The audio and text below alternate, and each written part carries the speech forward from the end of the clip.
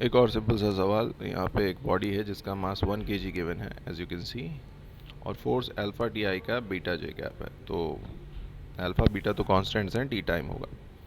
अच्छा एक बात सोचते हैं, इन्होंने बोला है कि अल्फा की वैल्यू 1 बीटा की 1, तो फोर्स को तो मैं लिख सकता हूँ टी आई कैप और जे कैप प्लस जे कैप, और मास भी 1 है। अगर मैंने इसको मास से डिवाइड कर दिया तो ये एक्सेलरेशन की इक्वेशन बन गई फिर तो, है ना।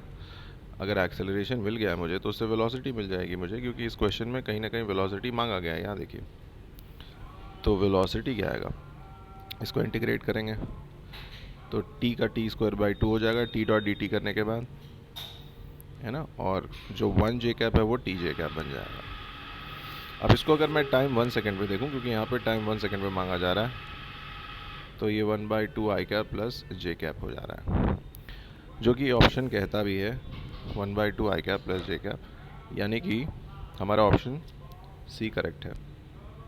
आगे चलते हैं। As I have gotten velocity, now this can be written as, this term can be written as D S by D T. ये क्या था, ये तो वेलोसिटी था ना, वेलोसिटी वेक्टर था ना, क्योंकि हमने डी टी को इधर भेज के निकाला था। अब D S by D T यहाँ से निकाल लेता हूँ।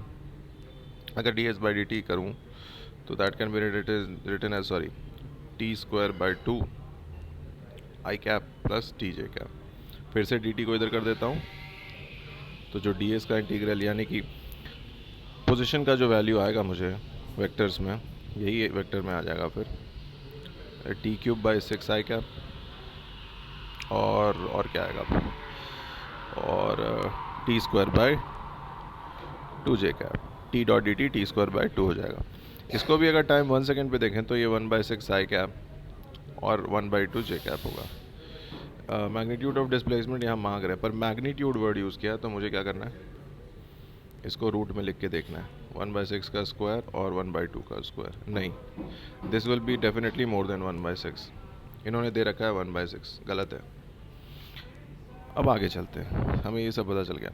थोड़ा सा टॉक देख लेते हैं। टॉक के लिए मुझे क्या करना होगा, टॉक के लिए मुझे आर वेक्टर, 1 सेकंड पे आर वेक्टर ये है, तो इस आर वेक्टर को और 1 सेकंड पे एफ वेक्टर को, एफ में ना 1 सेकंड डाल दो तो वो आई कैप प्लस जे कैप हो जाएगा। इनको मल्टीप्लाई करना है। पहले आर लिख देता हूँ, 1/6 आई कैप होगा और 1/2 जे कैप होगा। इसको मुझे क्रॉस करना पड़ेगा I cap plus J cap के साथ, जो कि force vector R cross F हो गया। जब आप इसको सॉल्व कर रहे हैं तो आपको जो आंसर आना चाहिए, अब आप देख सकते हैं ये जो आंसर आएगा मुझे, आई कैप के साथ नहीं हो सकता, ये जे कैप के साथ होगा, और आई क्रॉस जे तो 1/6 के कैप हो जाएगा, और इसको इसके साथ क्रॉस करना पड़ेगा हाफ, और जे क्रॉस आई, तो भाई साहब जे क्रॉस आई तो माइनस के कैप होता है, तो माइनस हाफ के कैप। आप देखिए ये वैल्यू बड़ी है, ये छोटी है, मतलब ये जो भी है टॉक, ये माइनस के पे आएगा। जो भी वैल्यू आएगी ना वो माइनस के पे आएगी, है ना।